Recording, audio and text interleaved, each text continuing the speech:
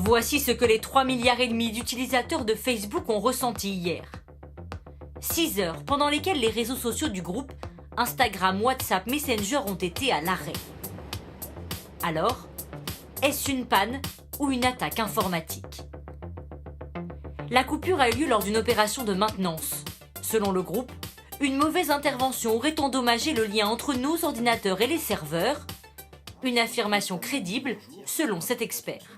À partir du moment où on constate une rupture aussi nette du trafic, cela est souvent lié à un dysfonctionnement d'un matériel ou d'une programmation et non pas à une attaque. Parce que si c'est une attaque, bien souvent, on va se retrouver face à un fonctionnement partiel.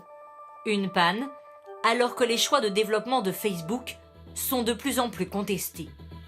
Mi-septembre, cet ancien employé de Facebook dénonce des pratiques dangereuses du groupe qui favoriseraient l'addiction aux réseaux sociaux.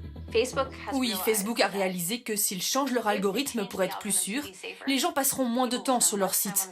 Ils cliqueront moins sur les pubs et ils gagneront moins d'argent. Aujourd'hui, la lanceuse d'alerte a été entendue par le Sénat américain. Est-ce pour autant la fin d'un modèle?